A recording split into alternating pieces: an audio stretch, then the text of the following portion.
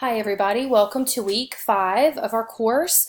I want to give you our weekly video just to give you an update of where we are.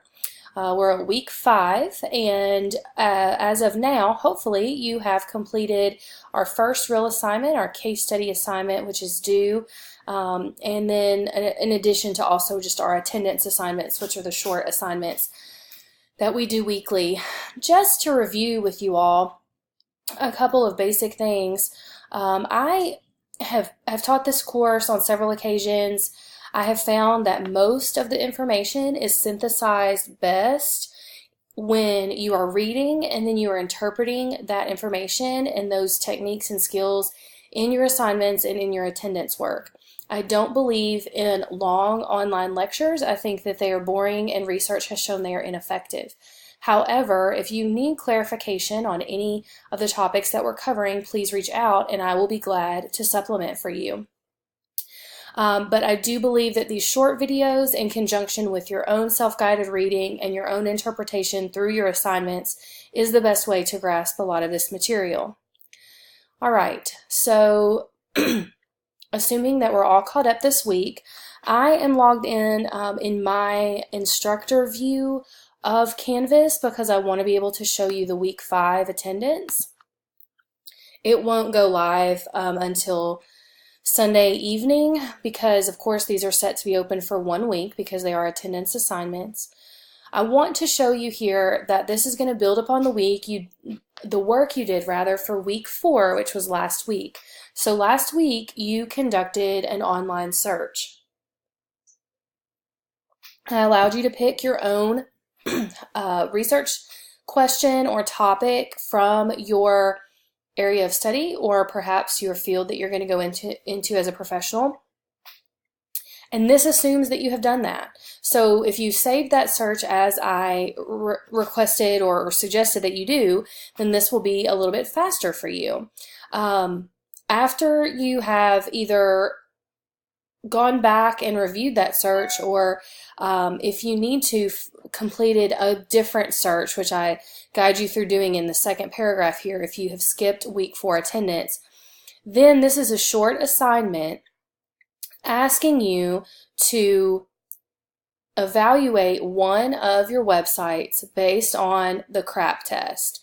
So I have linked to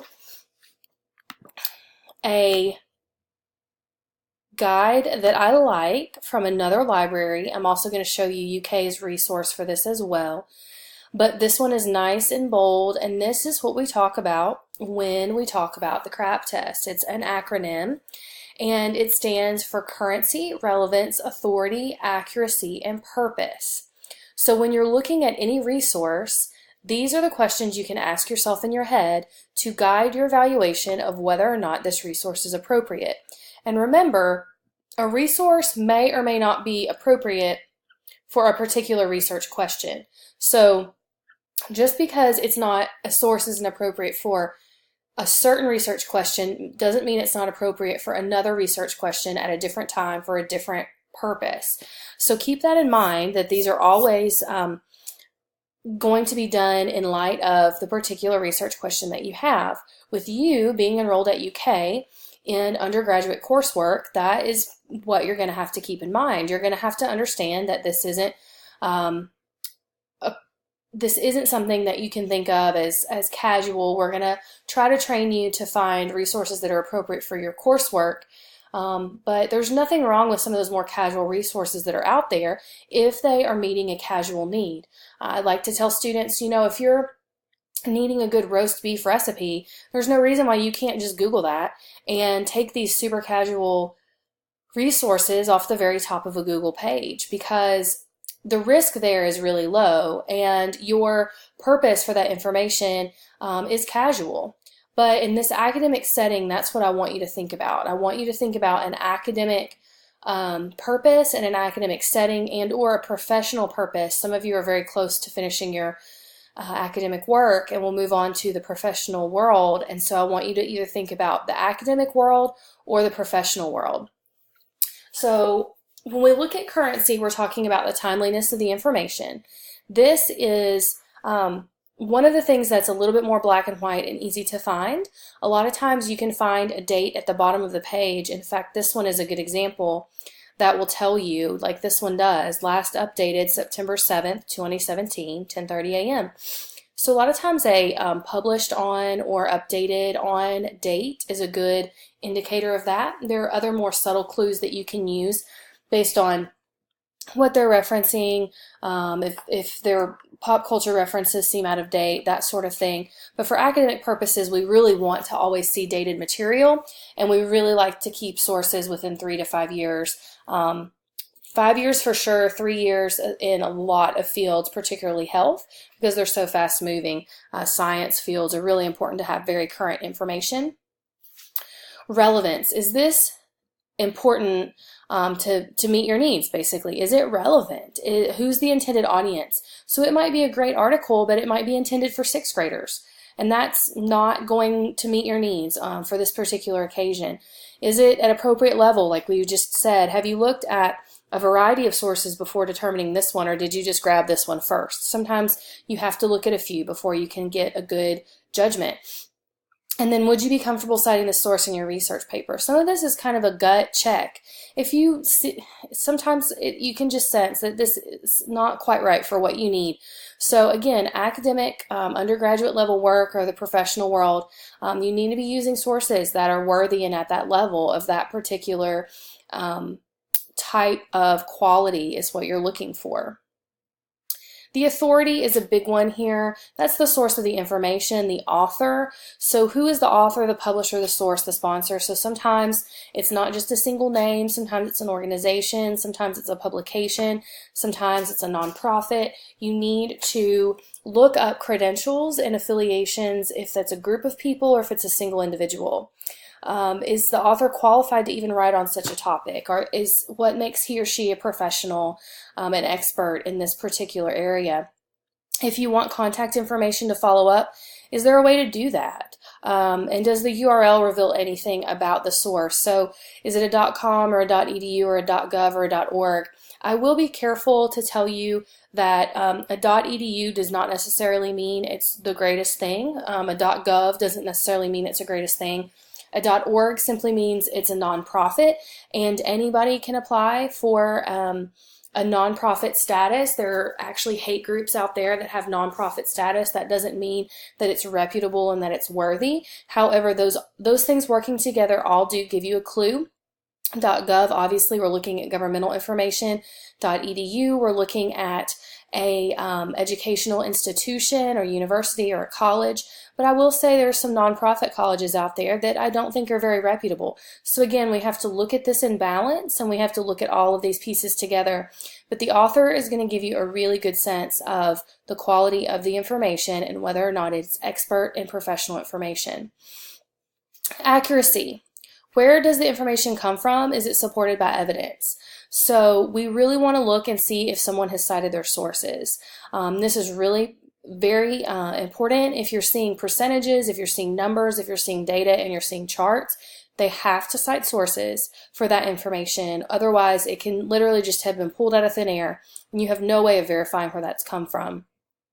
Is it in a reviewed or refereed journal? So for any given area of expertise, there are specific journals that are called peer-reviewed journals, where basically someone who wants to submit research in that area will have to have their peers or their other colleagues and experts in the field work with that material to verify it and say, yes, this stands up in our field with the other professional information that's out there.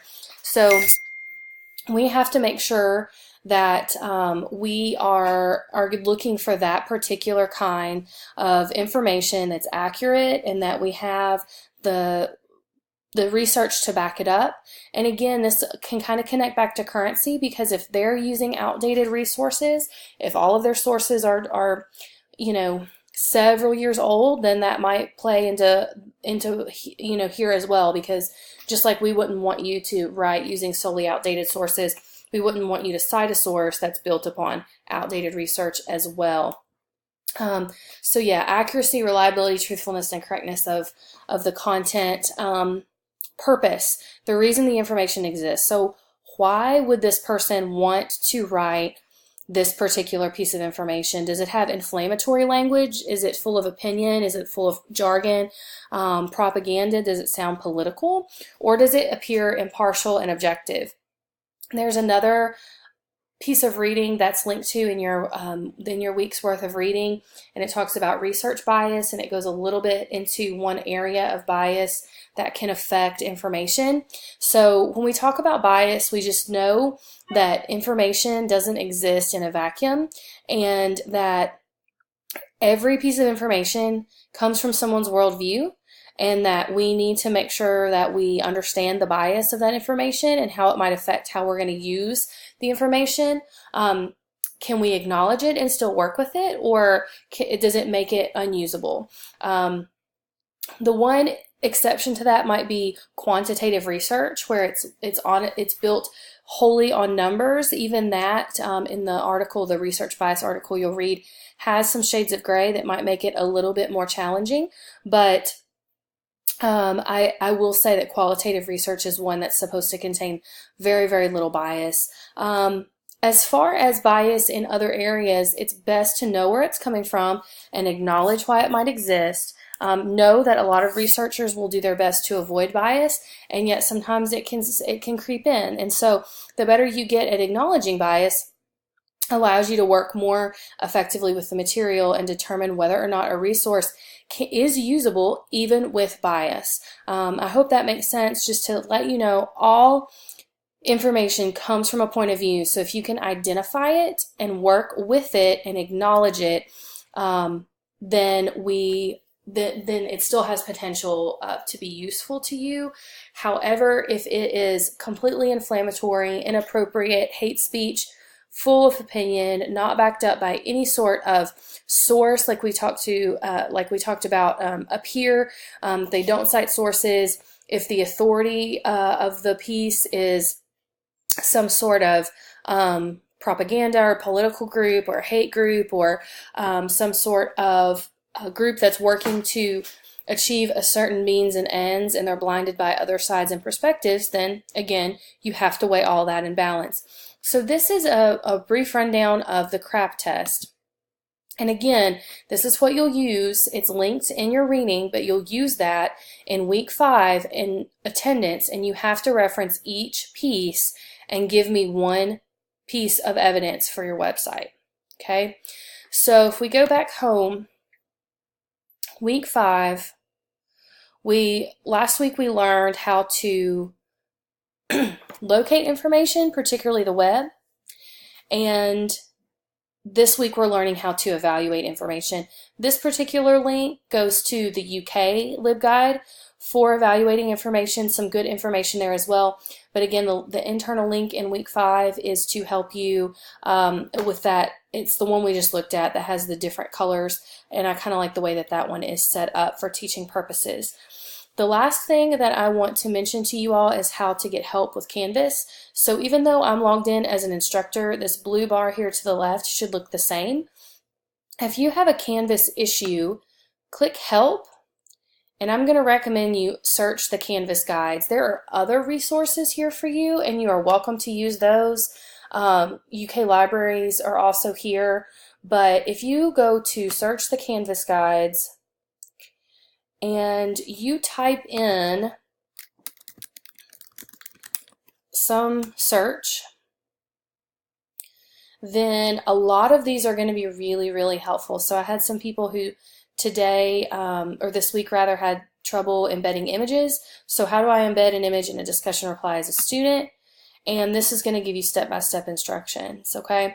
So please use these. I know sometimes Canvas is tricky. I know that sometimes it's new for you all, but I do need you to make your best effort to resolve those issues, and we all have to learn how to use Canvas, and our work needs to be submitted on Canvas. Again, I'm a resource, but I cannot override any kind of issue you're having in Canvas. I don't have that access.